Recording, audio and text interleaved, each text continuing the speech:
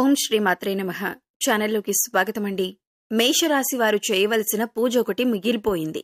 అందుకే life settle కావట్లేదు.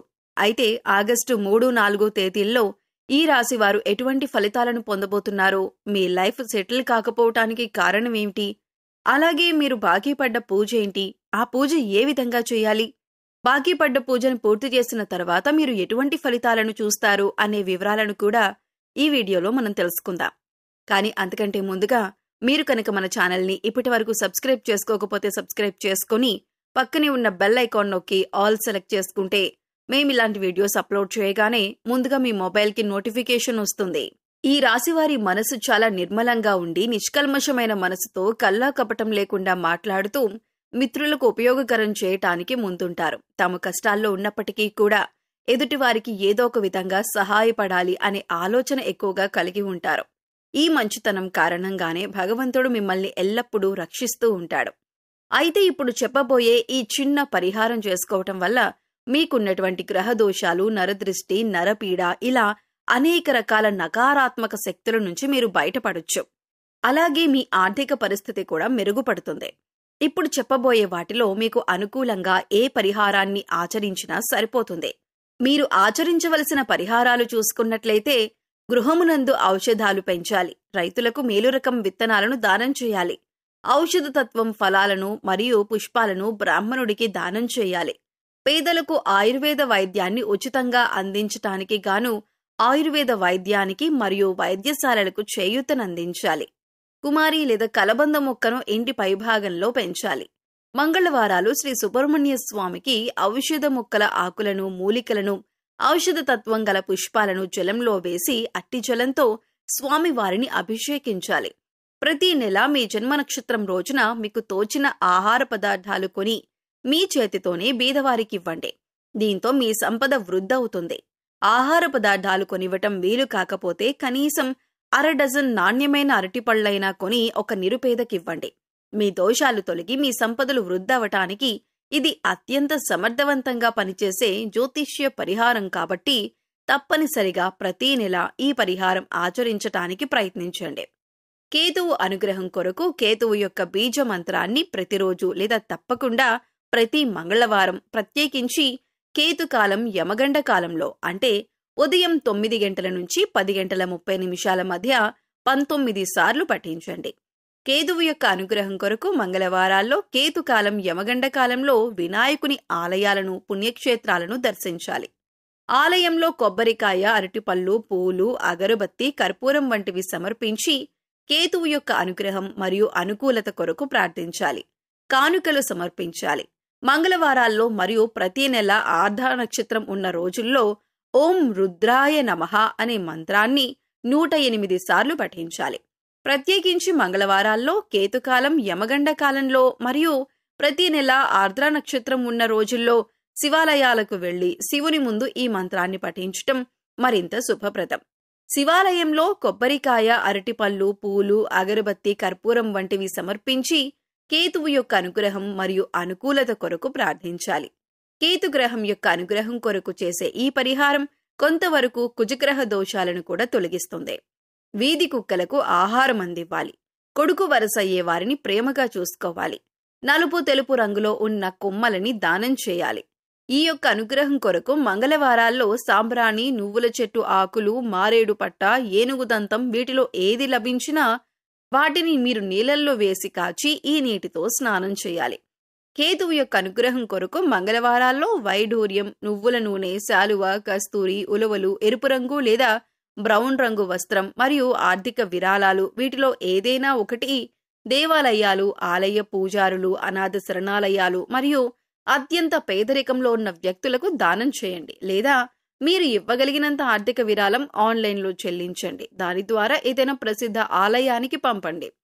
కేతువు యొక్క విశేష అనుగ్రహం కొరకు కేతువు యొక్క వస్తువుల దానం, కేతు గ్రహానికి సంబంధించిన వస్తువులతో స్నానం, దేవాలయాల సందర్శన, కేతువు యొక్క అనుగ్రహాన్ని ప్రసాదించే మంత్రాలు మరియు స్తోత్రాల పఠనం వంటివి అశ్విని, మఖ మరియు మూలా నక్షత్రాలు మంగళవారంతో కలిసి వచ్చే రోజుల్లో ప్రత్యేకించి కేతుకాలం సమయంలో చేయండి. మంత్రజపం రాత్రి సమయంలో చేయటం శుభప్రదం. అలా వీలు కాకపోతే మీకు కుదిరిన సమయంలో చేయొచ్చు. కాకపోతే ప్రతిరోజు ఒకే సమయంలో మంత్ర జపం చేయాలి. స్నానం చేసి శుభ్రమైన సాంప్రదాయ బట్టలు ధరించి తూర్పు దిక్కున కాని ఉత్తర దిక్కున కాని చూస్తూ ప్రతిరోజు ఒకే చోట మంత్ర జపం చేయాలి.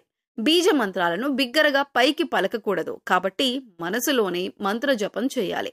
పుష్పాలు మరియు పండ్లు గ్రామానికి తూర్పు దిశలో గల దేవాలయంలో పూజార్థమై బహూకరించాలి. తూర్పు దిశలో దేవాలయం లేనట్లయితే గ్రామంలో గల ఏదైనా ఒక దేవాలయంలో బహూకరించాలి. ప్రతి గురు మరియు శుక్రవారాల్లో చేపలకు ఆహారం వెయ్యాలి. డబ్బులిచ్చి జీవించి ఉన్న చేపలు కొని వాటిని తిరిగి నీటిలో వదిలేయాలి. అత్తరు మొదలగు సుగంధ ద్రవ్యాలను బ్రాహ్మణుడికి శుక్రవారం నాడు దానం చేయాలి. దేవాలయాలకు అగరవత్తులు, ఇతర సుగంధ ద్రవ్యాలు, గులాబీ జలం మరియు విగ్రహాలకి అలంకారానికి కావలసిన సామాగ్రిని కొనివ్వాలి. శుక్రగ్రహం వల్ల కూడా కష్టాలు రాకుండా ఉండటానికి శుక్రుని అనుగ్రహం కొరకు శుక్రుని యొక్క బీజమంత్రాన్ని ప్రతిరోజు తప్పకుండా లేదా ప్రతి శుక్రవారం 16 సార్లు పఠించండి. శుక్రగ్రహం యొక్క అధిష్టాన దైవం శ్రీ మహాలక్ష్మి అమ్మవారు. శుక్రుని యొక్క అనుగ్రహం కొరకు శుక్రవారం రోజుల్లో అమావాస్య తిథుల్లో శ్రీ మహాలక్ష్మీదేవి అమ్మవారిని పూజించాలి. శుక్రవారం రోజుల్లో ఈ శ్రీ మహావిష్ణు సమేత మహాలక్ష్మి ఆలయాలను, పుణ్యక్షేత్రాలను దర్శించాలి. ఆలయంలో కొబ్బరికాయ, అరటిపళ్ళు, పూలు, అగరబత్తి, కర్పూరం వంటివి సమర్పించి శుక్రుని అనుగ్రహం కొరకు ప్రార్థన చేయాలి. స్త్రీలను గౌరవించాలి. వివాహం కాని అమ్మాయిలకు త్వరగా వివాహం జరగటానికి సహకరించాలి.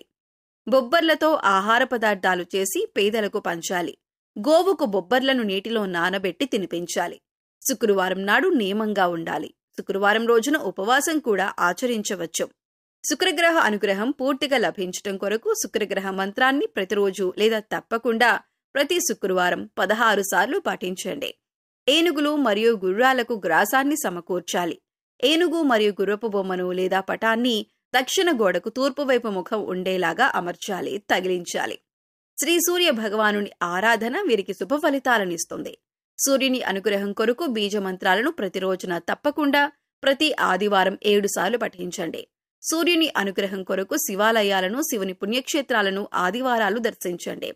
కొబ్బరికాయలు, అరటిపళ్ళు, పూలు, అగరబత్తులు, కర్పూరం మొదలైనవి దేవాలయంలో సమర్పించి సూర్యగ్రహ అనుగ్రహం కోసం ప్రార్థించండి. సూర్యుని అనుగ్రహం కొరకు ఆదివారంలో కుంకుమ పువ్వు, రక్తచందనం, మణిశీల, యాలకులు, దేవదారు, పట్టివేళ్లు, యష్టి, మధుకం, ఎర్ర పుష్పాలు, ఎర్ర గన్నేరు పువ్వులు వీటిలో మీకు లభించిన వాటిని నీళ్లల్లో వేసి కాచి ఈ నీటితో స్నానం చేయాలి. ఆదివారాల్లో ఎరుపు మరియు కాషాయం రంగు దుస్తులు ధరించాలి. అంతేకాకుండా సూర్యుని అనుగ్రహం కొరకు శుభతిథి ఉన్న ఆదివారాల్లో గోధుమలు, బెల్లం, కండ చక్కెర, కంచు, రాగి, రక్తచందనం, పద్మాలు మరియు ఆర్థిక విరాళాలు వీటిలో ఏదైనా ఒకటి దేవాలయాలు, ఆలయ పూజారులు, అనాథ శరణాలయాలు మరియు అత్యంత పేదరికంలో ఉన్న వ్యక్తులకు దానమివ్వండి. లేదా మీరు ఇవ్వగలిగినంత ఆర్థిక విరాళం ఆన్లైన్లో చెల్లింపు ద్వారా ఏదైనా ప్రసిద్ధ ఆలయానికి పంపండి. పశుపక్షాదులకు, మూగజీవాలకు తాగటానికి నీరు, తినటానికి ఆహారాన్ని ఏర్పాటు చేసినట్లయితే మీరు గత జన్మలో తెలిసి తెలియక చేసిన పాపకర్మల యొక్క దుష్ఫలితాలు తొలగిపోయి అనుకూలమైన ఫలితాలు ఏర్పడటానికి అవకాశం ఉంటుంది. సో చూశారు కదండి, ఈ రాశివారు వారి కెరీర్లో అంతేకాకుండా అభివృద్ధి పొందటానికి, అలాగే మీరు తలపెట్టిన ప్రతి పని పూర్తవటానికి, ప్రతి విషయంలో ముందుండటానికి ఈ రాశివారు ఏ పూజ చేసుకోవాలి, ఈ రాశివారికి బాకీ పడ్డ పూజ ఏంటి, ఆ పూజ ఎలా చేసుకోవాలి అనే అంశాలను ఈ వీడియోలో మనం వివరంగా తెలుసుకున్నాం కదా. ఈ వీడియో మీకు నచ్చినట్లయితే లైక్ చేయండి. మీ ఫ్రెండ్స్ అండ్ ఫ్యామిలీ మెంబర్స్లో మేషరాశి వారు ఉంటే వారితో ఈ వీడియోని షేర్ చేసుకోండి. అలాగే ఇప్పటి వరకు మన ఛానల్ని ఇంకా సబ్స్క్రైబ్ చేసుకోకపోతే వెంటనే సబ్స్క్రైబ్ చేసుకోండి. అంతేకాకుండా పక్కనే ఉన్న బెల్ ఐకాన్ని క్లిక్ చేసి అందులో ఉన్న ఆల్ అప్డేట్ని సెలెక్ట్ చేయండి. ఇలా ఛానల్ని సబ్స్క్రైబ్ చేసుకొని పక్కనే ఉన్న బెల్ ఐకాన్ క్లిక్ చేసి అందులో ఆల్ సెలెక్ట్ చేసుకుంటే మేము ఇలాంటి వీడియోస్ అప్లోడ్ చేయగానే ముందుగా మీకు నోటిఫికేషన్ వస్తుంది. మరో చక్కటి వీడియోతో మళ్ళీ కలుద్దామండి. ఓం శ్రీమాత్రే నమః.